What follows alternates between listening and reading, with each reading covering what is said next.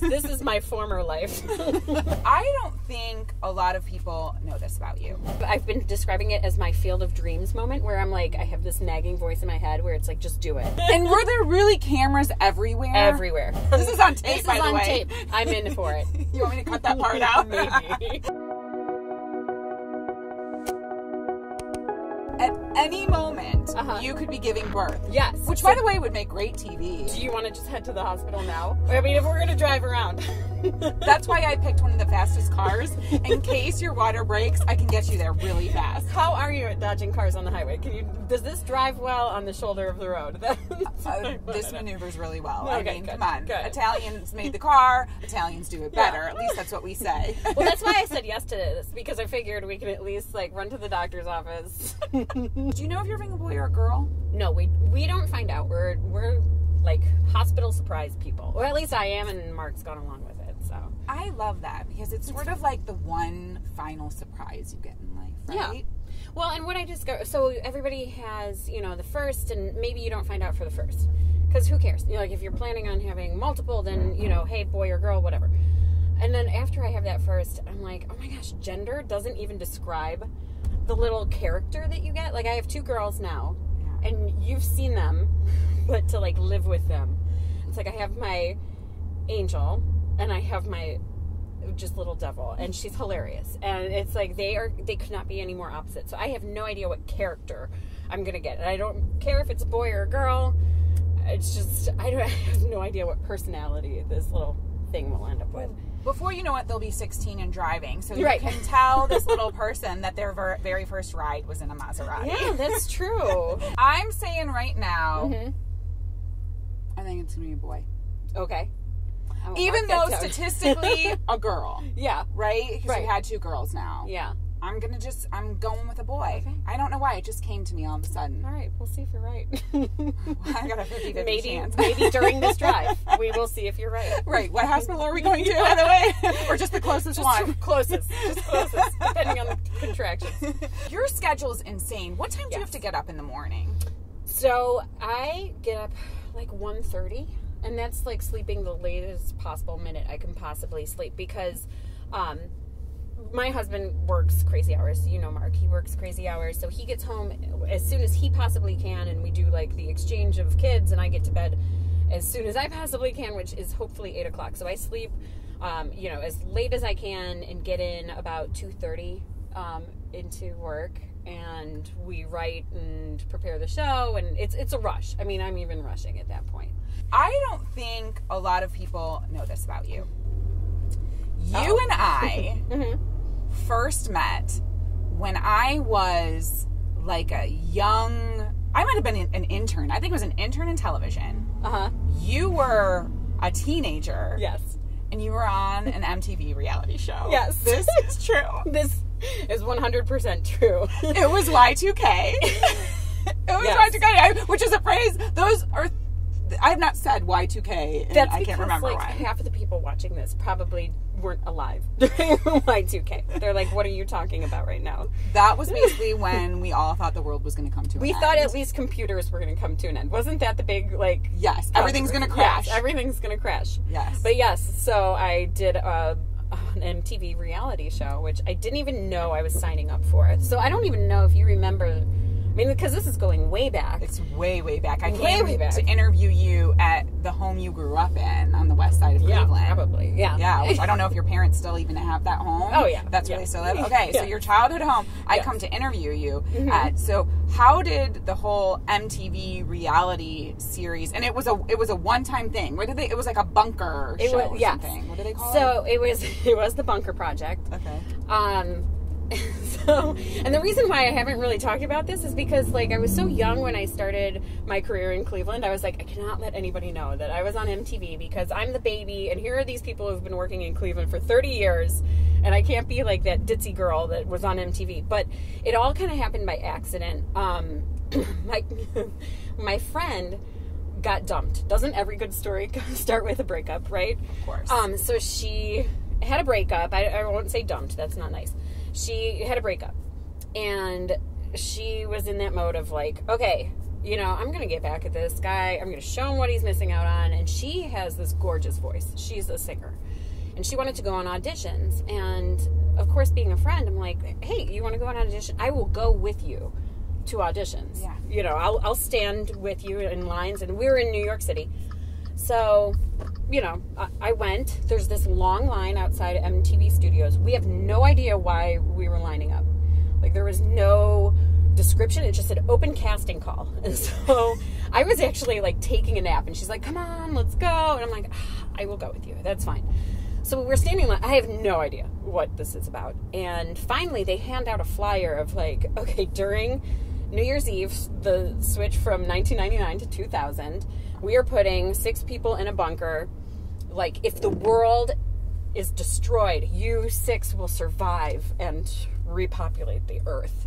Oh, wow. And I'm like, sure your parents would be really happy about that. At least the Kyle legacy was going to carry on. Oh, which, by the way, hey, Coach, we're right by Ignatius right now. Sitting outside Kyle Field.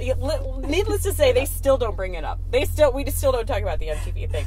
And were there really cameras everywhere? Everywhere. And it was actually, so it was under Times Square. It was the old, if I'm remembering correctly, it was the old New York Times building. So it was like basement. It was a quarter mile underground. And it had huge, it's where they used to print the newspaper. So it was like huge ceilings. And it was basically a TV set. And they had, I forget what it was, if it was shipping containers or something tipped. And those were our bedrooms. And there were 3 girls and 3 guys. So, as you can imagine, so there's going to be a girl and a guy staying together then, because that's how the math works out. So there was, luckily, like there was one other female, and we looked at each other and we're like, we're staying in the same room. Yes. Because, of course, you know, I'll never forget, somebody from the AP called me to ask me about this, because then it started to get out that I was chosen and I was the 19-year-old. I don't know why they called me. The AP called me and not the other ones. And they said, why do you think you were chosen? And I'm going back to, like, well, I guess I'm in jeans and a T-shirt standing in line, and I wasn't one of these, you know, super characters dressed up wild and crazy. So I said, well, I guess maybe because I'm from Cleveland, and maybe it's, like, good Midwestern values. Oh, for sure. I remember writing the story about you. It was like the poster girl for the Midwest. Well, you know how people spin it then. People, the media. Yeah. But there were some people that are like, oh, she was chosen for her good Midwestern values, but she's going to, am I allowed to say sex? Yeah. Then it was like, she's going to have sex with strangers to repopulate the earth. Is that what people were writing? You're like, what? How did... I didn't... That's not why I didn't even know I was going on this audition. You know, it's like... This is not my goal. This is not my goal in life. No. So, something that you just launched, which I knew it was in the works, and I'm so excited about it, is a clothing line. Yes. As if you don't have enough going on. That you're birthing humans. Yes. You're running a household. You're anchoring a morning show. Reporting on what's going on around Cleveland. Oh, and by the way, why don't I just launch a clothing line? Lionheart Lamb. And that just happened over Memorial Weekend. I think I ran the idea even past you, in the fall. I mean, we were walking, and I told you, I have this crazy idea. Which is where the best ideas come from. Right. When you're walking and solving all the problems of the world. Right.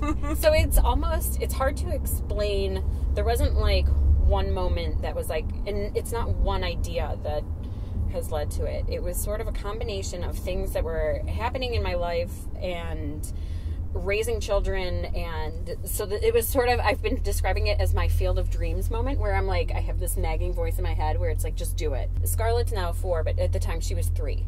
And she's the angel child. Like, I mean, she is just so sweet. We worry about her growing up and getting her feelings hurt all the time, because everyone's her best friend, and she spends time writing people cards, and she's just super thoughtful. So I have this little human that has like a very sensitive side to her, and she came home. I picked her up from daycare, so she's in a car seat, and she just wasn't talking, and she was kind of sad.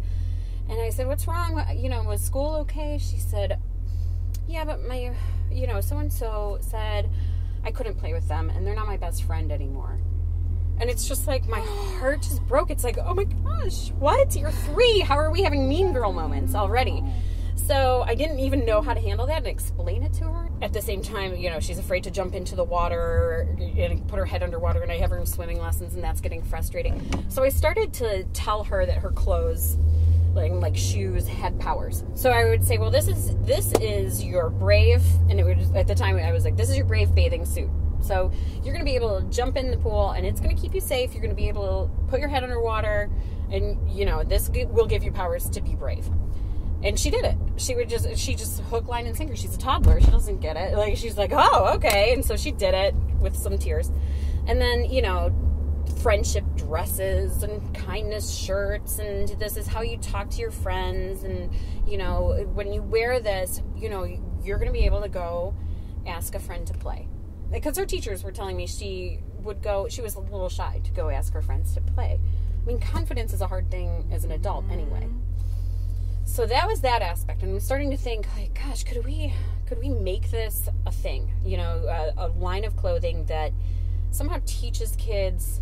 They love to play dress up. They're playing dress up in superhero or princess outfits. Why not it doesn't have to look like a costume, but why not give it that same feeling of a superhero type of power, but the values you want your children to learn at a young age. Right. Values of being kind and being a good friend. Speaking nice words. We have some mean words going on as toddlers, including other kids, no matter what age, no matter who they are. That's a big one, because it's like, well, no, she's a little kid, or the other day Scarlett was at the playground and she was looking, just, you could tell she wanted to play with these big kids. I said, just go ask their name. Just go ask their name.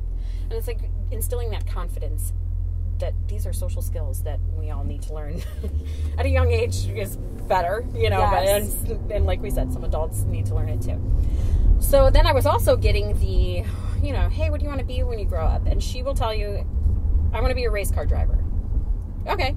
Well, then I started to get, well, I want to be a princess. I want to be a princess. I said, that's not a real job. But let's go watch the royal wedding. They may say differently, right? Yes, right. Kate and Meghan may say differently. But pay attention to Meghan Markle. I want her to know that, you know, women can be doctors, lawyers, teachers, engineers. If she wants to be a race car driver, great. Here's Danica. You know, exactly, right? Here's somebody. We need to get that car seat in the back of this Maserati. Right.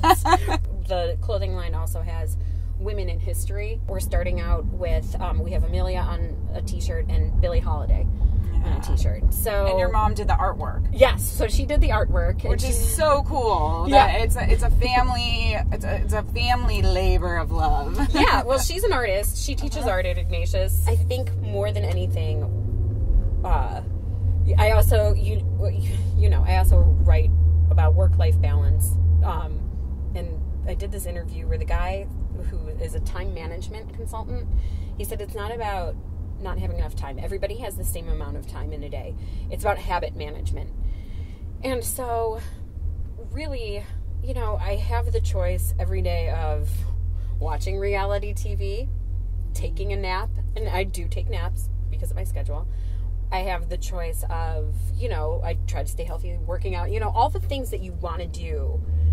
It's fitting it into your day and prioritizing. So this project isn't something I worked on every day, but I would set aside an hour or two, or if I got enough sleep one night, you know, and the girls were napping, I'd have alone time, or, you know, just whenever I could fit it in, I'd work on certain projects. I lost a lot of sleep, but for me at the time, it was worth it. And it's a commitment to yourself. Like, it's a commitment to me. I'm not letting anybody down if I don't fulfill my dreams. I'm the only one who, like, if I have an idea and I never see it through, I'm the only one who cares. And we're living in a time where a woman's voice is becoming even stronger. Yeah. And I think that should be looked upon in a positive way, right? Sometimes there are negative spins because we hear about some of the negative stories, which have to come out. But I think it's cool to see women doing cool, positive things, being supportive of other women. You did that with your company too. I mean, right?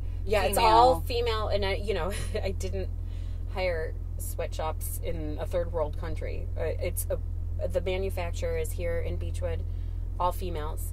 All of the artists are females. All of the tags are made by females, and females who are running businesses to make their lives worth it and survive and like pay bills and pay a mortgage. So that's what I wanted to do, and that's step one. We'll see where it goes.